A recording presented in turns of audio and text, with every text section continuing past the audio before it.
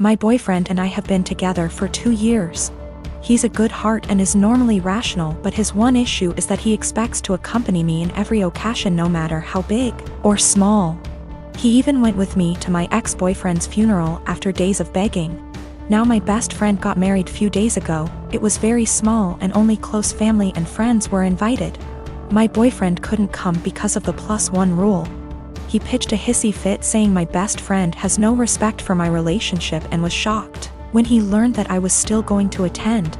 He told me that if he can't go then I'm expected to not go as well, but that is my best friend and I had to respect her rules. He gave me an ultimatum: either we go together or I stay home with him. I ended up going cause again I respected my friend's rules. He was angry with me and kept calling the entire 2-hour drive, then stopped. Later I got a text from his friend telling me my boyfriend, got into an accident and was taken to the hospital. I freaked out. He gave me the address and I had to leave the wedding and told my friends why. I was crying the entire drive home and kept calling his friend but got no response. I arrived to the hospital and asked about my boyfriend and they checked and told me he wasn't there. My anxiety reached 160% as I kept calling his friends one by one. I just went home and there he was, along with his friend. He saw me and said that he was sorry, but this was the only he can get me home after I left him alone.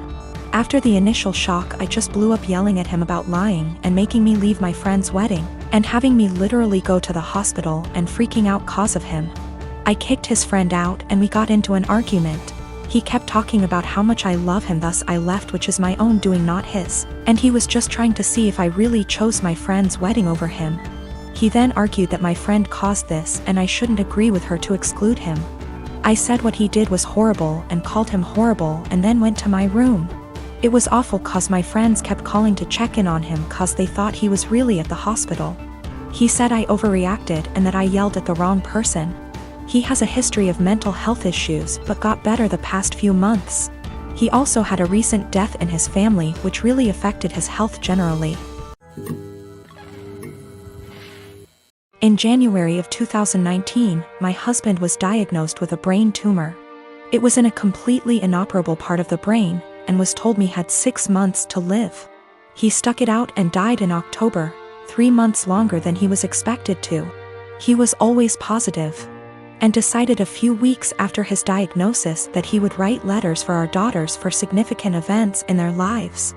My husband was my soulmate, and the past few months have been difficult knowing I've lost him. We have 2 daughters, Mia, who is 21, and Imogen, Imi, who is 19. All 3 of us have become a lot closer since their dad's death, and we've all really struggled. My husband and I were together since we were children. Got married when we were 18 and we were approaching our 20th wedding anniversary when he passed. In February of this year, Mia got married to a boy she's been with for about 6 years. I absolutely love her husband and he's been incredibly supportive during all of our grief. My husband wrote a letter for Mia to open on her wedding day. It's worth noting that my daughters were unaware of these letters. It was my job to give them to our daughters. Her wedding day comes around and I just can't bring myself to give her the letter. I read it and just wanted to keep it to myself. I had his handwriting and his words and it felt like he was there, and I couldn't bear the thought of giving that up yet. I was fully intending on giving her all the other letters as the events happened. Last week Mia and her husband bought their first home together. They'd been living at our home since they got married, and so had a lot of stuff to pack and move to their new house. Mia asked me where her important documents were, passport, birth certificate, etc. So I told her they were in my top drawer of my dresser in my bedroom. The only letter that was in there was the one I was meant to give her on her wedding day, the rest were hidden away. She immediately recognized his handwriting, and of course it was addressed to her, so she read it and broke down. She came and found me and started screaming at me, asking how I could be so selfish. I didn't really know what to say apart from the fact that I wanted to keep it and she could take a picture of it. Both my daughters called me an asshole and are convinced I'm keeping them from a load of their dad's stuff. I am a 25 years old female, my girlfriend, Molly, female 27 years old. For the last 6 months started with a joke that I've already made clear that I don't like. It consists of her saying no quickly to anything I ask. I know it sounds silly, but I ask her to get a glass of water for me. She says no, and after 1 minute, I'm almost getting up. She says she's joking and gets some water. I ask her to wash the dishes. She says no. I say I love you. She says no. I ask her to take her clothes. She says no. Everything is joking, and after 30s//1 minute, she does it, but she is addicted to doing it. I've already made it clear several times that I don't like it, even more so in I love you. She's the only person I can say that. So it's special to me. And there are things that are serious, and I need her to answer seriously. And if she says no to everything jokingly, I can't tell when she's saying a real no. It's already happened. I keep saying this is boring and I don't like it. She stops doing it and goes back to doing it after a week. After a brief discussion because she played this prank in front of our friends, me asking, "Love, can you get me some medicine?"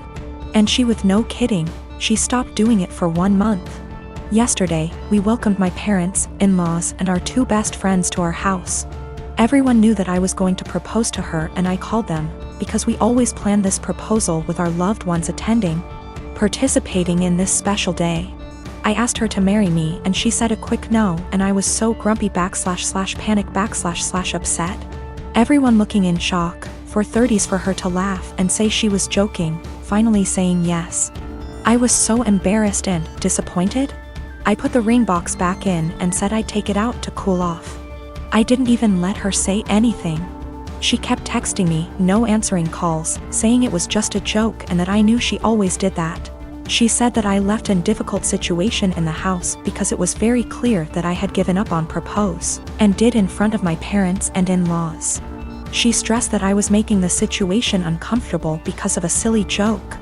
Well, I slept in a hotel and I'm still in it.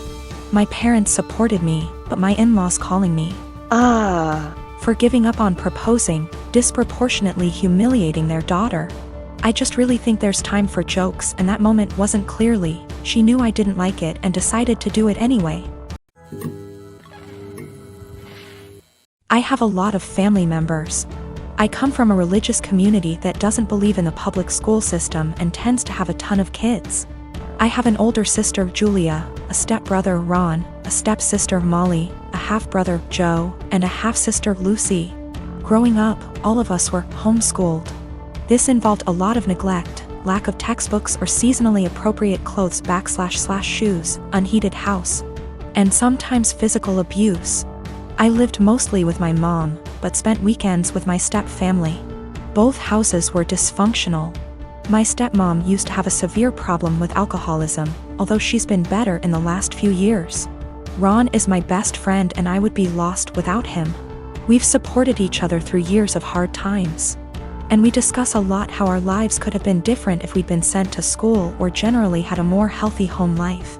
Obviously, we don't want the same thing for our younger siblings. And don't want to see them struggling in minimum wage jobs while trying to study for a GED the way we're doing. When I went to visit him recently, I found that my stepmom had gone out of the country for an entire week and left the youngest 2 at the house. Ron and Molly both work. Molly hasn't been doing any homeschooling for about 2 years. And are out of the house for most of the day and night. I tried to help Lucy with her math homework, but she was extremely behind grade level and kept getting distracted because she had to make lunch or do chores.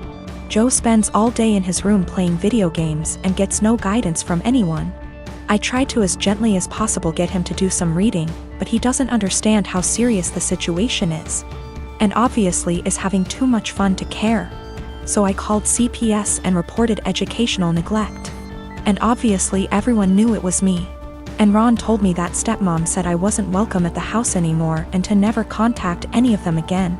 Molly is extremely mad at me. She blocked me on Facebook and doesn't have a cell phone where I can reach her. Julia, who somehow heard about all this despite living across the country, also blocked me on Facebook. And reported my Facebook as impersonating a celebrity. Facebook deleted it, generally making everything harder. This stings even more because I'm already estranged from my bio mom over my religious beliefs. I now have no family members left, besides Ron, thank bejeebus, who want anything to do with me. I feel like I make enemies everywhere I go. Ron has been saying for years that he can't call CPS, and I guess this is why, but at least he doesn't blame me. He suggested that I try to talk to stepmom once some time has passed, but I would have no idea where to begin.